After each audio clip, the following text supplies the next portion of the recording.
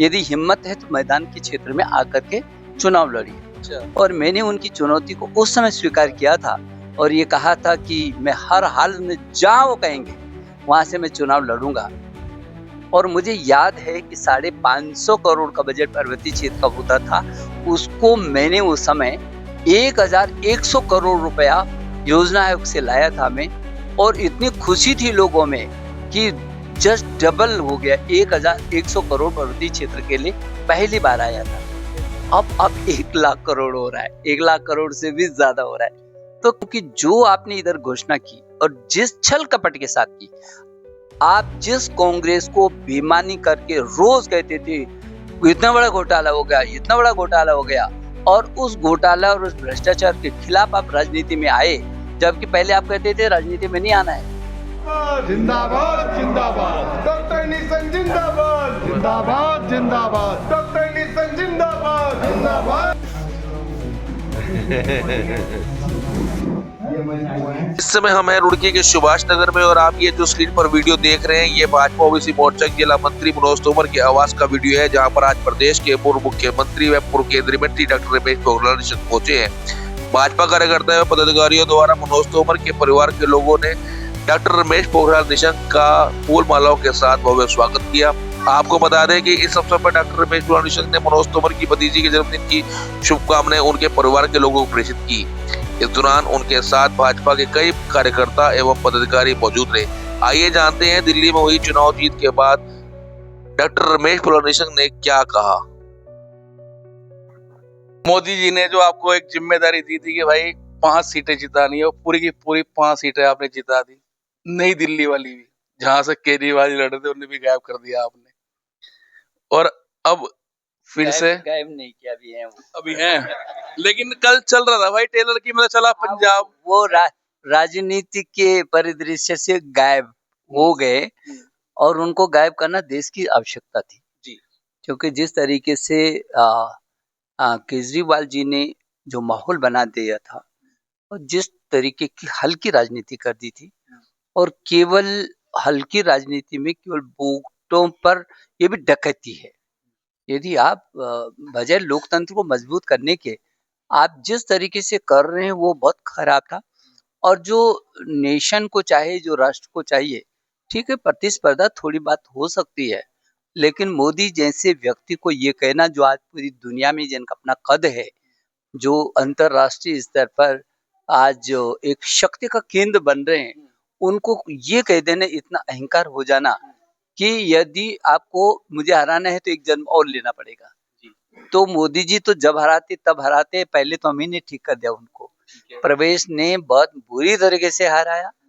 बस मुझे इतनी संतुष्टि है कि ये वही केजरीवाल थे जिन्होंने 2010 में, जब मैं यहाँ पर मुख्यमंत्री था, तब वो केजरीवाल इधर आए थे और यही केजरीवाल ने कहा, यहाँ पर मुझे चुनौती दी थी कि मैं पहाड़ में लड़ता हूँ क्योंकि उधर के लोग भोले भाले हैं और इसलिए मैं लगातार जीतता चला आ रहा हूँ।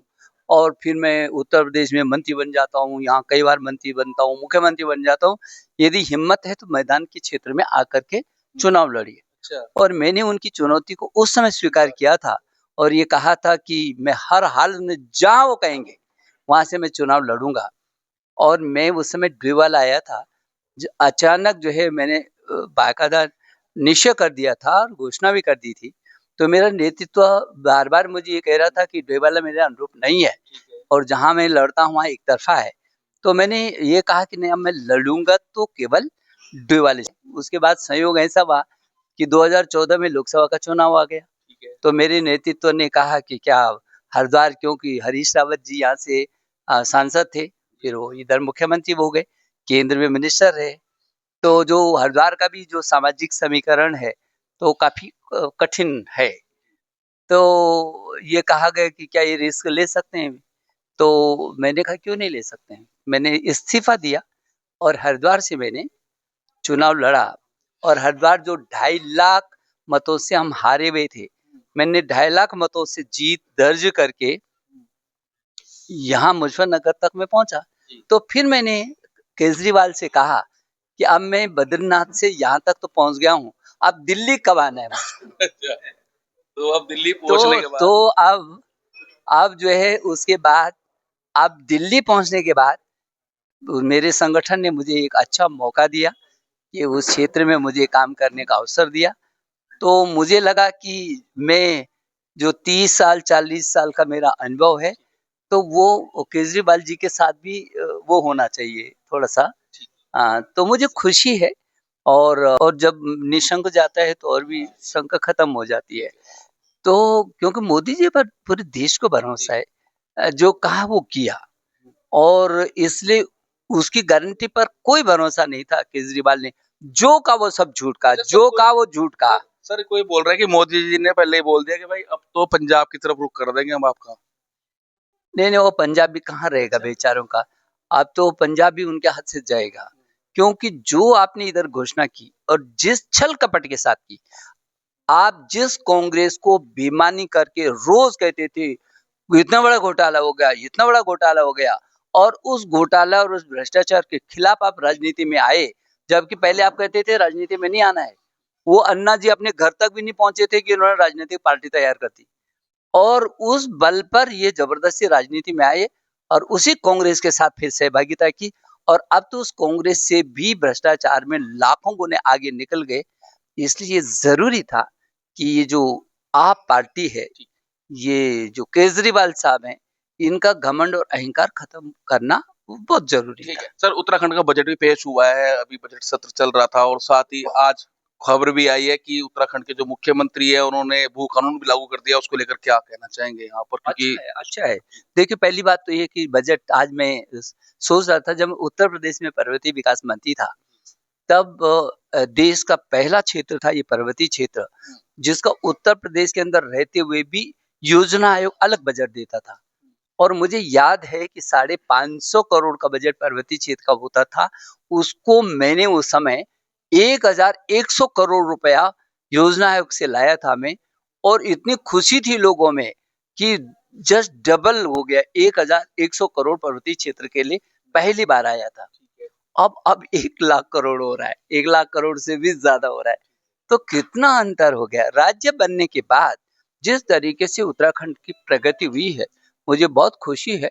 और मोदी जी के आने के बाद, क्योंकि जब मैं यहाँ मुख्यमंत्री था, तब तो हम 100-100 200 करोड़ रुपया केंद्र से मांगने के लिए कितने तड़फ जाते थे, किसी ने कभी ध्यान नहीं दिया। लेकिन मोदी जी के आने के बाद जिस तरीके से पर्वतीय क्षेत्र में ये आया, पूरे उत्तराखंड में जिस तरीके से उन्होंने कहा कि इसको हम मॉडल स्टेट बनाएंगे, अटल जी ने बनाया, हम संवारेंगे, उन्होंने किया।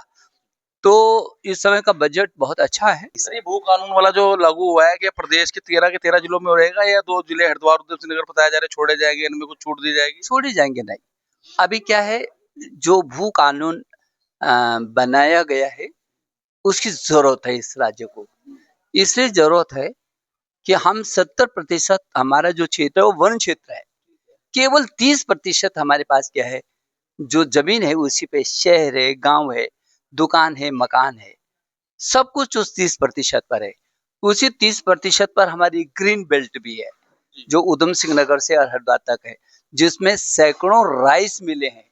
पर्वतीय क्षेत्र के चाहे मणिपुर, मिजोरम, त्रिपुरा, नागालैंड, अरुणाचल, हिमाचल, जम्मू कश्मीर, ये जितने भी पर्वतीय क्षेत्र के राज्य हैं, अकेला मेरा उत्तराखंड है जिसपे इतना समृद्ध है। सैकड़ों राइस मिले हैं और 7-8 तो चीनी मिले हैं। तो हमारी ये ग्रीन बेल्ट है पूरा। तो हमको औद्योगिक विकास भी चाहिए, हमको हमारी भूमि की रक्षा भी चाहिए, हमको पर्यावरण भी संशोधन चाहिए, और इसलिए 30% जो केवल हमारी जमीन है, उसको हम कैसे सुरक्षित रखें, उसका नियोजन करें। इसलिए इस समय भू कानून जो बना है, वो पर्वतीय क्षेत्र की अलग परिस्थितियां हैं, तो 11 जिलों में अलग होगा। क्योंकि उधम सिंह नगर और हरिद्वार, इसके लिए एक अलग कमेटी होगी। ये किस मानक के अनुसार, ताकि औद्योगिक विकास भी हो और हमारी जो जमीन है वो भी सुरक्षित हो। वो उन लोगों के जो ये भू माफिया घूम रहे हैं, ये इनके हाथों की खिलवाड़ न बने, बल्कि हम उसको सुरक्षित रख सकें, ये जरूरत थी। हाँ। तो आपने सुना डॉक्टर रमेश पोखरियाल निशंक जी ने साफ तौर पे कहा है कि भाई जो विकास कार्य भारतीय जनता पार्टी की सरकार में हुए हैं, इससे पहले नहीं हुए हैं, और आने वाले समय मोदी जी के नेतृत्व में और भी विकास, चौमुखी विकास उत्तराखंड में होगा और देश में हो रहा है।